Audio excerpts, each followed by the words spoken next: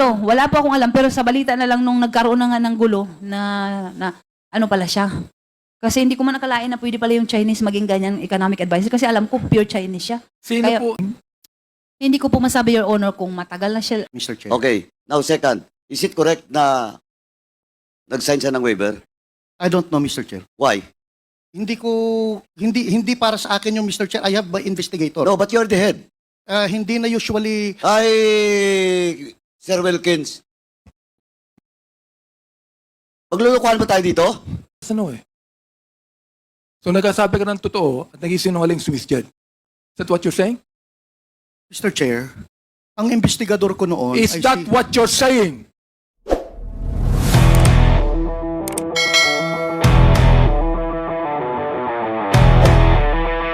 Ang tanungin si Miss Jed Pilapil C. Ano po? Taga saan po kayo? Taga Surigao del Sur po. Oo, yung mga Pilapil taga Surigao. Opo. Okay. Kasi meron akong mga kamag-anak na Pilapil sa Bicol. Eh. Oo.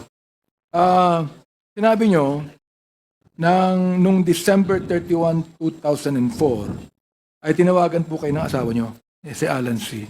Opo, Your Honor, kasi nga, nag-usap kami na magkita. Anong napag-usapan nyo? Tinawagan niya po ako kasi supposedly nga magkita kami sa SM dahil ipapasyal namin yung anak namin. Nagkataon po na tulog siya nung mga 3 p.m. Kaya sabi ko sa kanya, mamaya na lang kasi tulog na tulog yung bata. Kaya hinintay ko na magising yung anak namin. So siguro mga 5 p.m. Ilan po ang anak nyo? Isa lang po. Okay. Tapos nung 5 p.m. kaya Lalaki siya, lalaki. babae po. Ilang taon na siya? Actually, nung iniwan ko siya, 3 years old pa lang. So, 20 years na po ako. 23 na po siya. Okay. Nasaan po siya ngayon? Yung anak Nandito po, sa Manila po. sa Manila. Okay. Nagpunta ba kayo sa SM? Opo, pumunta po ako mga 5, alas 5 na po ng hapon. Nagmadali ako kasi nga 5 p.m. na yon. Tapos, nung pagdating ko sa SM, nalaman ko na mga 6:30, mag-close na pala. Almost 6, dumating ako doon. So, nung pag-park ko ng sasakyan, tinawagan ko agad siya kasi nga, magkikita kami doon. Ang nangyari, hindi na siya sumasagot. So, nagmadali ako ng tawag, nagpaulit-ulit ako ng nag-dial kasi kailangan ko nga siya na magmadali kami kasi wala kaming bigas at that time. Kailangan kong bumili ng bigas kasi yung katulong namin, nakalimutan niya. So, ngayon, hindi man talaga siya sumagot, pumunta ako sa Gloria Maris kasi wala kaming ulam, magbili na lang kami. So, yun sa shortcut, hindi talaga kami nagkita. Umuwi ako ng bahay. Pagdating ko doon, kasi nandun yung mother-in-law at saka father-in-law ko, galing China. Naiwan sila sa bahay. Anong oras kayo umuwi ng bahay? Siguro kasi natapos ako sa SM mga 6:30, siguro by mga 7:30, nasa bahay na po ako, nakabalik na po ako. Pagdating ko po doon, hinanap ng mama niya, yung parents niya, bakit daw hindi ko kasama si Alan? Sabi ko po, hindi ko siya nakausap, wala. Pilipino po ba si Alan o Chinese? Ano po, Your Honor? Pilipino ba si Alan o Chinese? Chinese po, Chinese, hindi siya Pilipino. hindi po. Okay. So, anong pagkakilala niyo sa kanya? Matagal Maba- na kayo mag-asawa nung at that time, nung Hindi po, December 31, 2004. 2004, matagal na ba kayo mag-asawa? Hindi po, kasi 2000 lang po kami kinasal, July. So, parang almost mga 4 years and 4 months pa siguro mga ganyan. Okay po ba ang buhay niyo? Maganda ba yung pamilya niyo? O, ano po ba kalagayan ng buhay niyo? Sawa ng Diyos, okay naman po kasi nga, businessman naman po siya. Maayos naman, kaya lang, ito nga ang realidad dahil na sinuway ko yung mother ko, nung nag-asawa na ako, naging battered wife ako. Opo, Ano ibig sabihin ng battered wife? nananakit po siya Si kasi, Alan C. opo, Sinasaktan ka.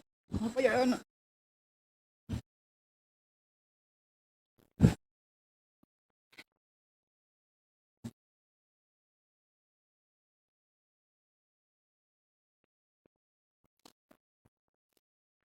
Siguro nga ito yung pinaka-biggest mistake na ginawa ko sa buong buhay ko. Kasi sa pag-disobey ko sa parents ko, Pero kahit sinasaktan ka, mahal mo pa rin yung asawa mo.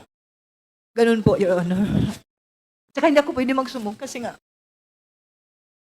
kagustuhan ko, parang sa pride ko rin, ayaw ko na mapahiya ko sa family ko kasi dinunod ko man yung gusto ko. Hindi mo siya hiniwalayan.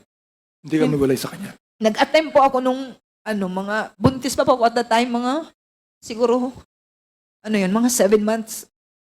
Nag-attempt ako na gusto ko siya na, layuan. Pero hindi ko rin nakaya kasi yung family, parang inayos kami. Bumalik din ako. So, anong ginagawa sa'yo ng asawa mo? Ibig sabihin ng battered wife, binubugbog ka ba niya? O? Opo, yung may instance talaga na muntik ako namatay. Yung na-hospital ako sa, Davao Doc. Yun ang, na pinaka-worst. Dahil nga, nagkaroon ako ng, hindi ko maintindihan kasi baliktad yun, Your Honor. Yung itong floor, nasa taas, yung sa taas, hindi ako makakain, tapos, hindi ako makatayo. So, parang natakot man siya. Pinadala niya ako sa hospital.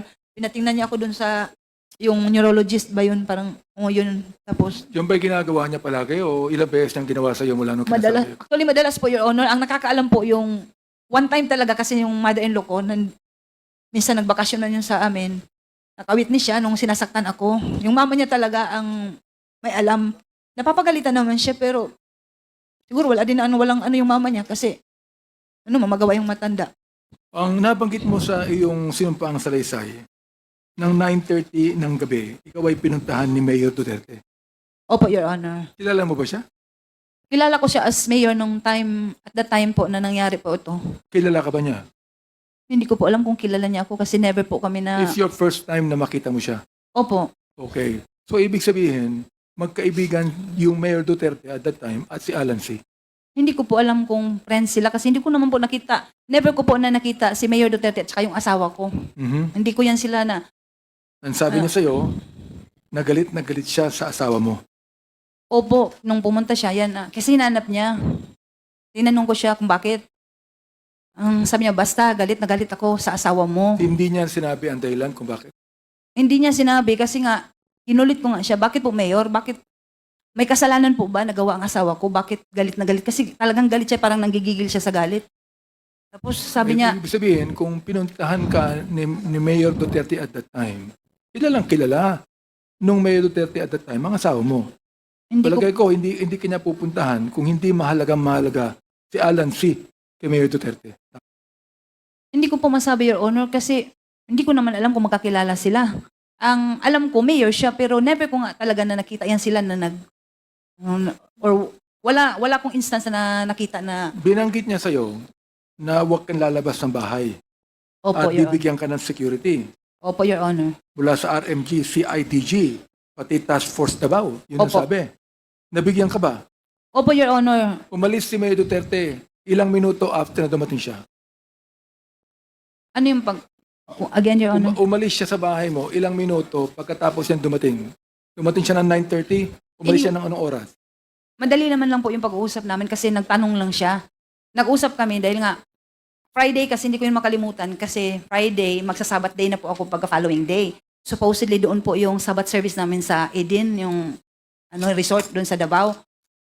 Yung sinabi niya sa akin na, huwag kang umalis kasi babalik ako sa'yo bukas. Huwag ka muna magpunta So, doon. nung umalis siya, Miss Jed, dumating yung mga security. Actually, nung pumunta po siya, Your Honor, marami sila eh. Marami siyang kasama. Marami sila. Kilala mo ba yung ibang kasama niya? Wala akong nakilala kahit isa doon, maliban wala. sa kanya. Wala siyang kasamang anak niya o sino man? Vice Mayor, Konsehal, wala po siyang kasama? Hindi ko, wala talagang nakilala doon. At saka madilim din yun. Yung time na yun kasi mga 9:30 na yun, madilim yung hindi ko masyado na yung mga mukha ng mga kasama. Pero marami talaga Siya sila. ba yung nagbalik kinabukasan sa pangako Hindi niya? siya nagbalik. Hindi na siya bumalik. O after several hours, binanggit mo na ang isang kaibigan mo ay tumawag sa iyo Nagtawag o po. tumawag sa asawa mo. Anong ibig sabihin nun?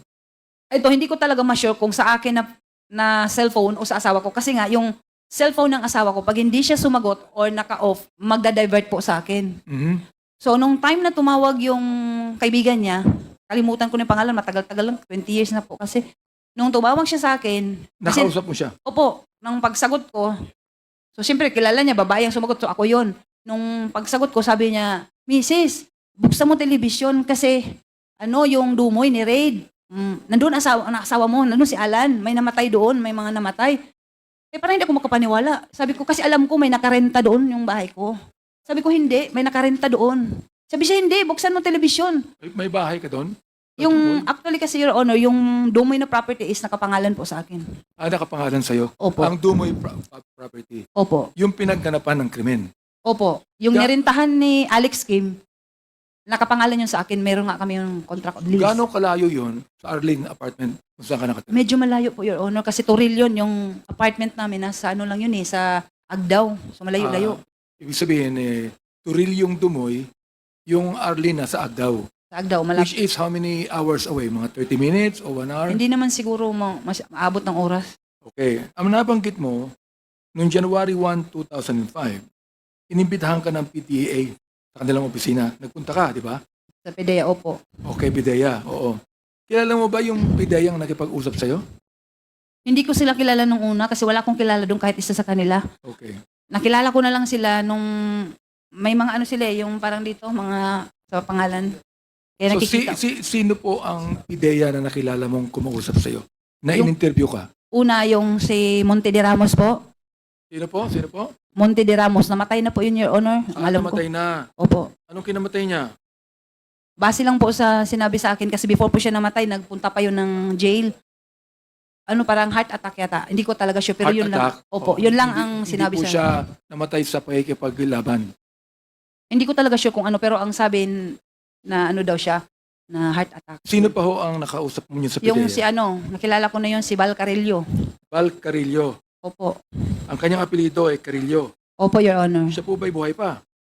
Wala na talagang balita, Your Honor. 20 years na nga po ang dumaan. Hindi ko na alam, hindi ko na nga kilala siguro kahit mga mukha nila. Hindi ko na Okay. matandaan. 20 years.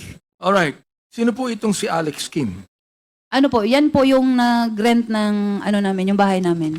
Ano po ang kanyang relasyon kay Alan C?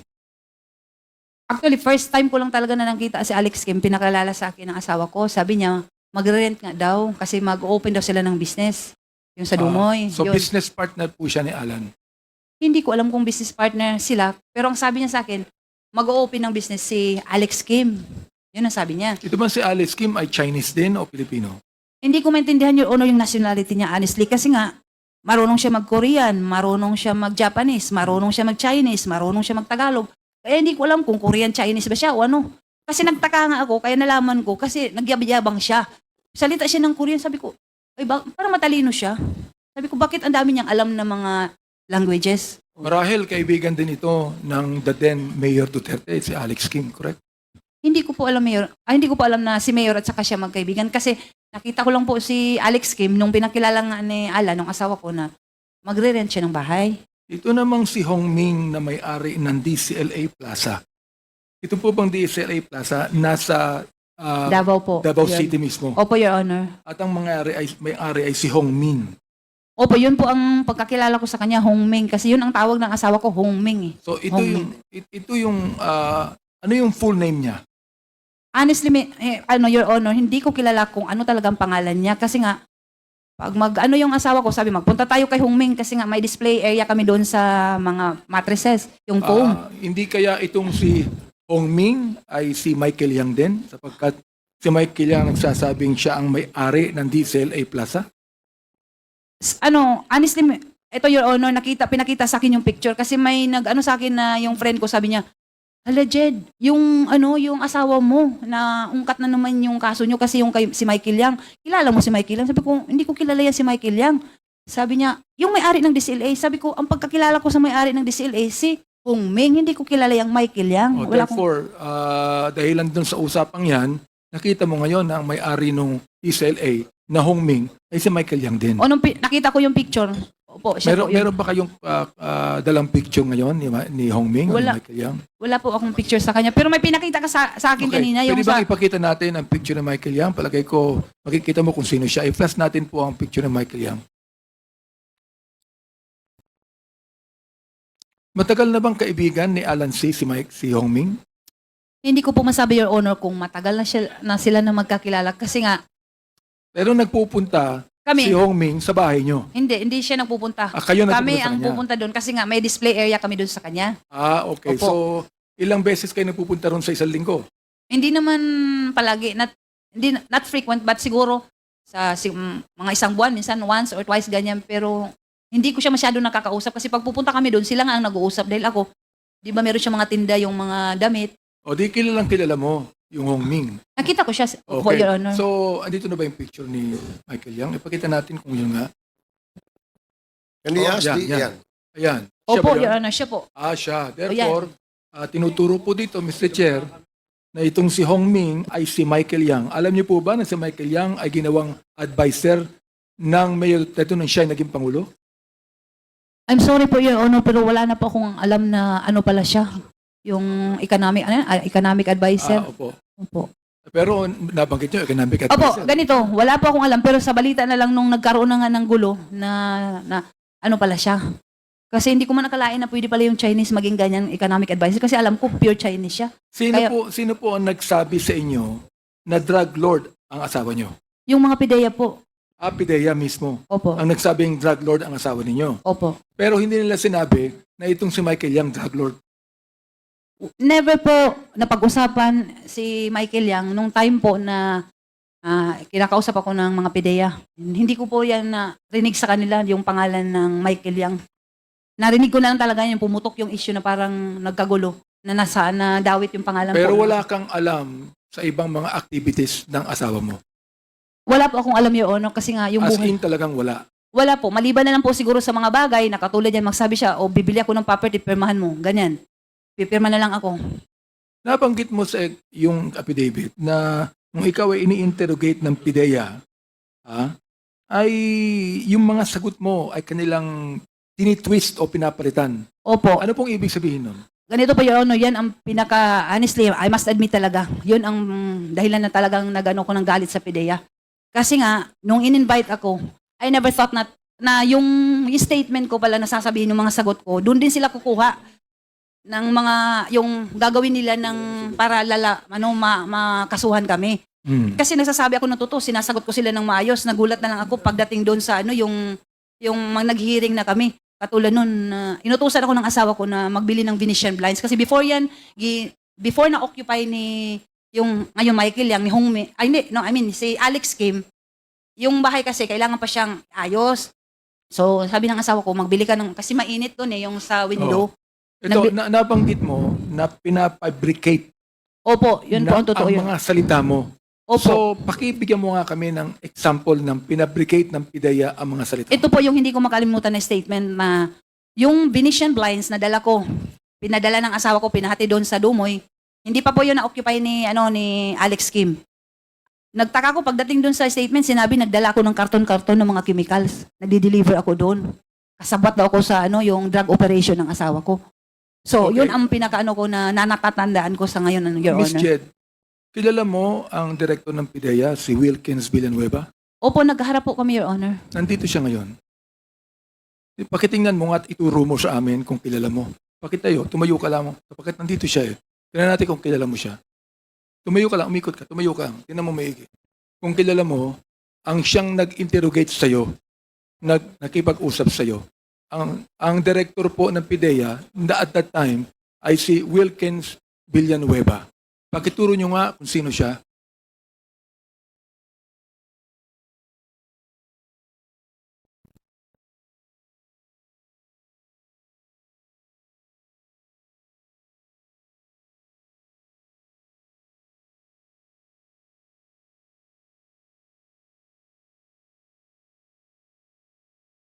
Kilala nyo na po siya? Opo, Your Honor. Sino po siya? Medyo tumandaan na po siya kasi parang ano ko muna. Pakituro nyo nga po kung sino kung nakita nyo. Medyo tumanda na nga siguro dahil Kasi 20 years na yun eh. Opo, kasi Oo. parang medyo naalangan niya kung siya nga ba talaga. Director Wilkins, pwede po bang tumayo kayo sandali? Pakitayo nga, Miss Jed, ayan. Yan si Wilkins Villanueva. Siya ba ang nag-interrogate sa'yo? Siya ba, hindi pa kita pinapaupo, siya ba ang nag-fabricate ng mga salita mo? Hindi po, si Sino? Monte de Ramos po. Monte de Ramos. Opo. Pero yung Monte de Ramos, kasama ni Wilkins at that time. Sa palagay ko po, kasi nasa office po kami ng PIDEA, tao niya po kasi siya po yung So doon. sila ang nagsabi na ikaw ay nagdala ng mga karton-karton na mga chemical sa Dumoy. Opo, Your Honor. Mr. Wilkins, Are you agreeing to what Miss Jed said? No, Your Honor. No, you're not. Oo. Alam mo, nung inausap ka rin namin noon panay ang mo Mahilig ka sa no? Dapat ang pangalan mo yung pangalan nung kalaban ni James Bond, si Dr. No. Mahilig ka sa no So nagkasabi ka ng totoo at nagisinungaling si Miss Jed. Is that what you're saying? Mr. Chair, ang investigador ko noon Is that what you're saying? Mr. Chair, can you please Will you repeat please the question? answer me directly? Answer me directly. Mr. Chair, can you please repeat the question, Mr. Chair? Ano ba yung question? 1 minute suspension.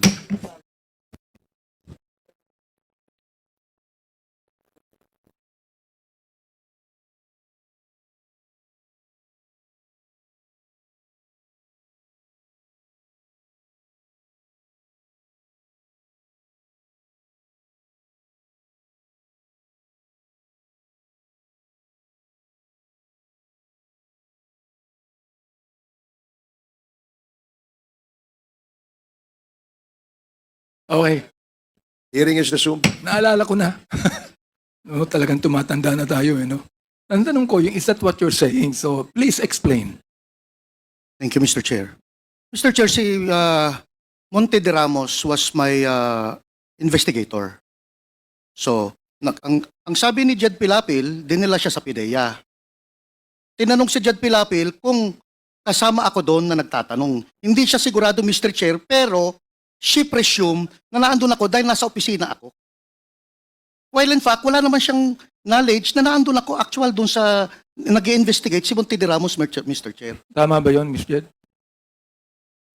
Your Honor, pwede po i-correct ko lang po yung statement. Kasi ganito, di ba tinanong niyo po ako kung si Wilkins Villanueva po ba yung nagtanong sa akin. Sabi ko po sa inyo, hindi po siya si Monte de Ramos, yung tao niya, ang nagtanong sa akin. Pero never ako na nagsabi na ano ba yung sinabi niya kanina, parang mali Kasi ang sinabi ko po, si Monte de Ramos, tinanong mo ako ulit na ano yung, Kasama niya. anong kasama ba niya? Oo. Sabi ko, probably kasi tao niya. Pero wala siya nung time na nag-investigate si Monte de Ramos. Wala siya. Wala siya. Paano mo siya nakilala?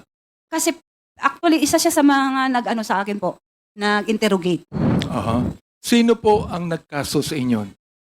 Ang PIDEA? Hindi ko po alam, pero sila po ngayon nag-file ng case sa amin. Sila ang nag-file ng case sa inyo. Opo, kasi Ano po ang ebidensyang ipinakita sa inyo? actually, Your Sa Honor, korte? hindi ko po alam kung ano po. Kasi nga, Sapagkat na-convict ka, di ba? Convicted yun ang ka. actually, ayoko na nga sana itong balikan, Your Honor, 20 years ago. Medyo masakit na I was able to forgive sa PDEA. Kasi parang, kung ano man yung ginawa ng asawa ko, kasi nasira yung buhay ko at saka yung anak ko. I've learned to forgive kahit si Sir Wilkins. Ayoko na sanang balikan to. Sa totoo lang kasi, masakit yung ginawa nila. Ang worst doon kasi nung time na, ano ba yun, basta yung, hindi ko maintindihan kasi, yung inquest ba yan na, before yun, nag-waiver pala ako, pina-waive ako ng, hindi ko alam kung lawyer ko, hindi ko rin naintindihan kung bakit, basta ang sabi, mag-waive ako, dahil makasuhan daw sila ng illegal detention, dahil wala nga kaming kaso, sa totoo lang po, Your Honor. O dahil sa takot ko po, dahil sabi ng lawyer ko, hindi ko daw alam po kung ano yung katotohanan dito. Baka daw madamay ako dito. Sabi niya, magpirma ka na lang ng waiver for safekeeping. Yun ang naintindihan ko. Pero Sabi ng hindi. lawyer mo. Opo. Sino po ang lawyer niyo nang sabi niyan? At that time po, si Atty. Zulueta po. Ano po siya? Saan siya nag-law lawyer? Parang dito. Private lawyer po siya? Opo, Your Honor. Okay. Tapos So noon, bakit niya nasabi na pumirma na lang kayo ng waiver? siguro Your Honor, dahil din wala talaga akong alam sa mga ganito. Dahil first time, sa life ko, sa family ko, wala akong mga kaalam-alam ng mga ganyan. Siguro lang, takot din ako at the time kasi nga, sabi niya, wala daw akong alam sa mga katotohanan for safety. Actually, napilitan ako, pumirma ako ng waiver para hindi sila makasuhan ng PDEA ng illegal detention. So, Mr. Director Wilkin, can you please explain that to us? Inyong kinasuhan, si Miss Jed, na-convict po siya at nakulong ng 20 years. Narinig po ninyo, ang buhay niya ay nasira at wala siyang involvement sa operasyon ng kanyang asawa at pinabricate ng PIDEA ang kanyang mga sinasabi. Ano po masasabi niyo doon? Mr. Chair, 3 months yung surveillance and casing operations ng PIDEA. Si Jed Pilapil siya yung namimili ng mga equipment, freezer, water circulating vacuum pump. Siya yung nagdadala dun sa Dumoy Clandestine Laboratory, Mr. Chair. And then, during the time na doon sa korte, dininay ni Jed Pilapil, nakilala niya si Alex Kim. Mantalang merong mga footages kami na nag-uusap sila ni Alex Kim on a dinner. Mr. Chair, the case has already, she was convicted in court and she was upheld by the Supreme Court. Itong kaso niya, Mr. Chair. So, for 3 months, imposible hindi alam ni Jed at ni Jong Pilapil na involved siya dun sa pag-set up ng laboratory sa Dumoy. That's impossible, Mr. Chair. Ano po masasabi niyo ron, Miss Jed? Sabi ko nga po, Your Honor, napatawad ko na po sila. Mahirap na po makipagtalo kay, sorry po, Mr. Villanueva, pero pinaglaban nga namin, kung pwede nga lang siguro, sa Honorable Court na to, ito sa Quadcom, pwede nyo naman po mabasa yung lahat ng ano, kasi yung sinasabi ni Sir Villanueva, na dininay ko si Alex Kim, never po na nag-deny ako sa kanya dahil nga siya yung lessee ng property ko. At nakarecord yan sa court na kami ay may contract of lease. Paano ko sabihin na hindi ko siya kilala? Nagpirmahan kami. Matagal na kasi yung kaya palagay ko, wala na yung mga records. Ano po? Palagay ko po, Your Honor, hindi ko na na po kayo alam. makakuha ng record para malaman po natin kung talagang sinabi niyo hindi niyo kilala si Alex Kim. Pwede po, Your Honor, di ba archive siguro yan? Pero ewan ko lang kasi 20 years ago, parang kahit nga ako yung ibang events, hindi ko na alam po. Mr. Chair, ano bang magagawa natin dito? Yes. Kung halimbawa, kung makita natin na talagang totoo ang sinasabi ni Mr. Wilkins o totoo yung sinasabi ni Ms. Chen. Chairman Craps, Mr. Chairman, before, with the indulgence of Congressman Benny.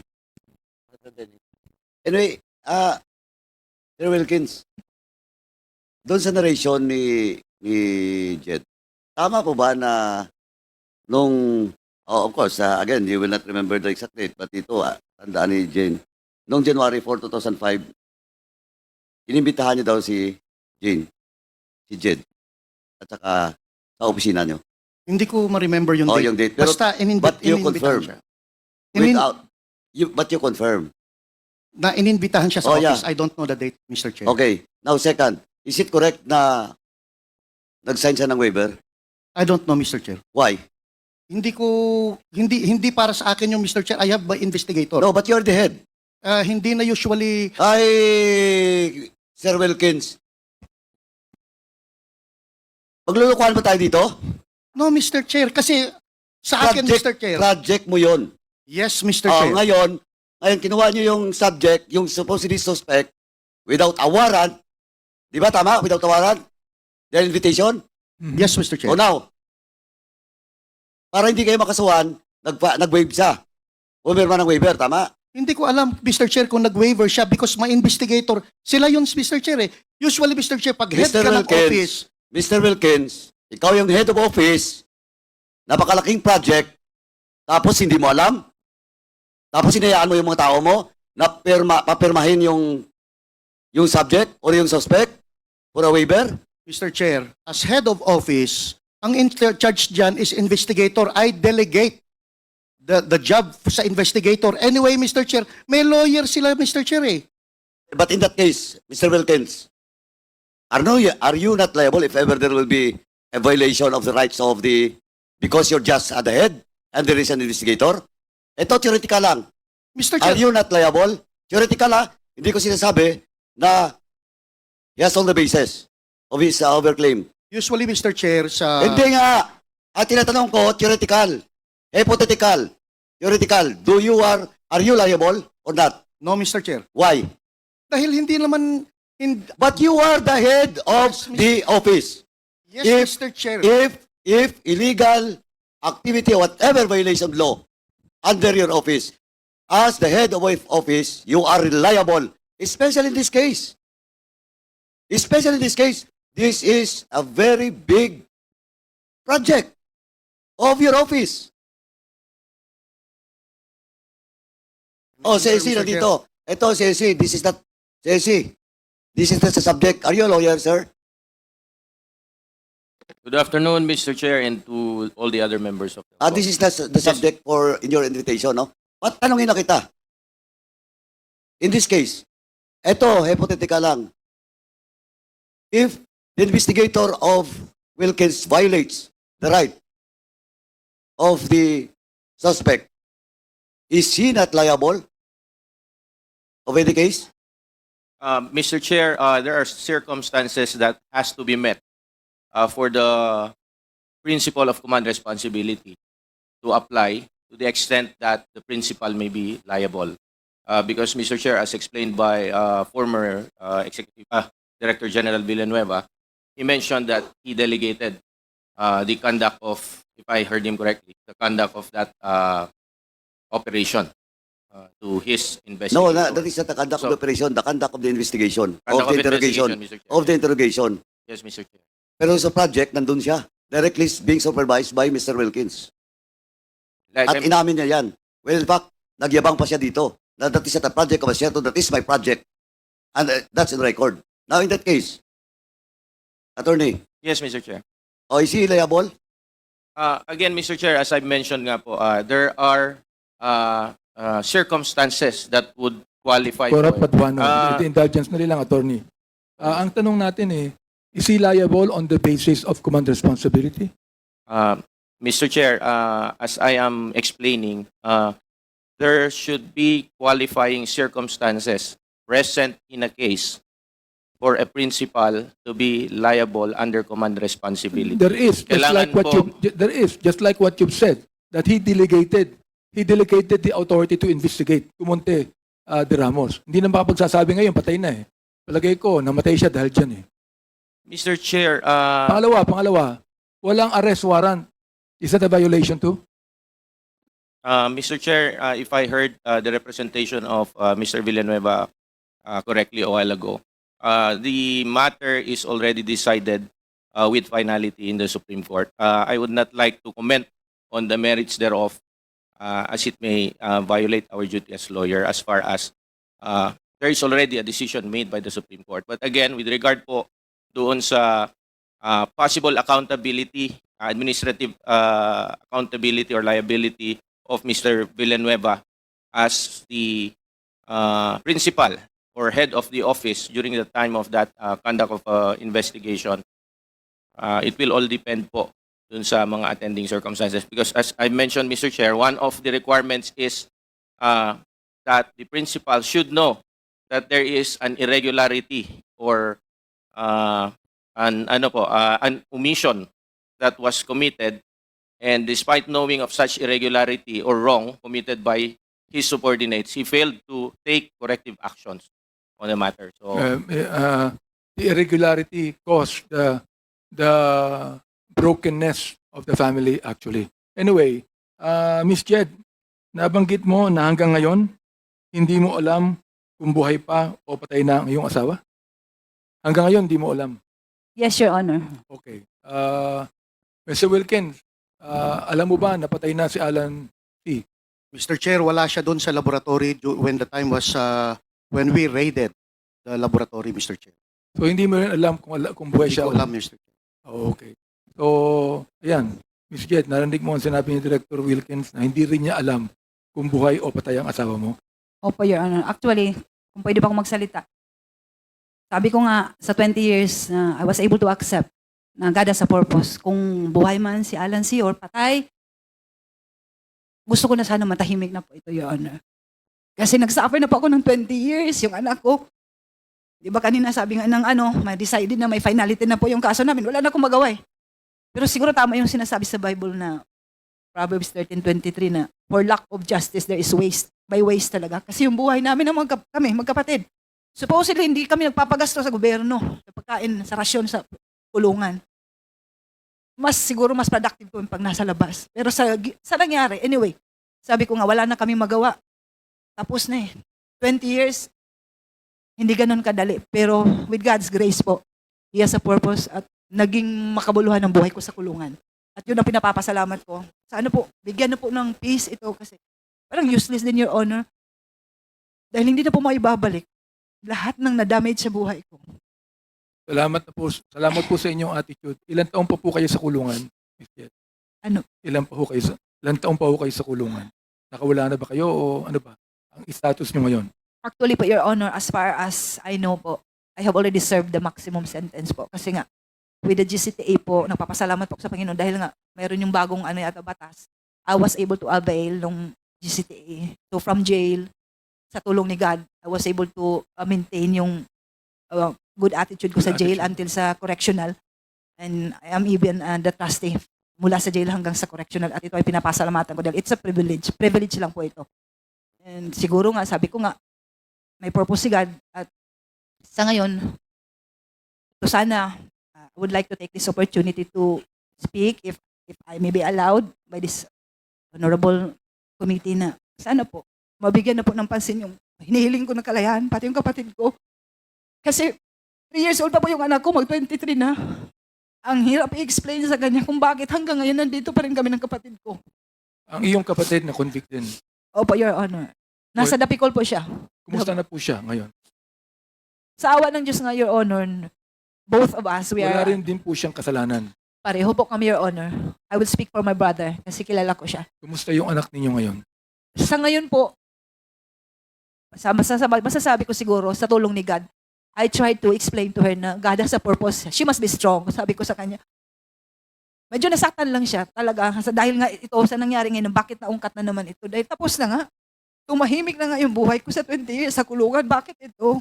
Pero siguro, baka ito yung opportunity na sana mapansin na makauwi na rin kami ng kapatid ko. At para na rin sa kung okay lang po na. Marami po sa mga kasamahan ko sa kulungan na baka kasi itong body na to, I am praying for this body, hindi lang sa yung lawmakers ng Philippines na i-enlighten po kayo kasi ang daming, siguro, yung 20 years ko sa kulungan na nakita ko na baka mabigyan nyo rin ng pansin, lalo na po yung matatanda na namamatay na lang doon, sobra na ng 20 years, hindi pa nakakalaya. Yun lang po sana maano ko na, sana hindi lang po ako, mabigyan ng pansin po yung mga nakakulong. Mr. Kaya- Wilkins, alam ko po na mahirap din ang inyong kalagayan. Ano po? Pero alam nyo, tulad ng testimony po ni Ms. Jed, kung totoo po yung sinasabi niya, you are guilty of human rights violation. Kung totoo yung sinasabi niya, Mr. Wilkins. Tama ho ba ako? I don't think so, Mr. Chair. Sabi ko, kung totoo ang sinasabi niya, you are guilty of human rights violation. Yes, Mr. Chair. You are. Correct. Yes, Mr. Chair. Kung Kung totoo totoo. yung sinasabi Kung totoo, Yes, you Mr. are Chair. guilty Yes, of Mr. human Chair. rights violation. Sasabihin ko sa iyo, kung totoo ang sinasabi niya, hindi ka na makakatulog mamayang gabi. Mr. Chair. 20 years yan, Mr. Chair. Kitang-kita ko sa mga video. Hindi ko na kinakailangan pang explanation mo, Mr. Wilkins. Mr. Chair, gusto ko naman tanungin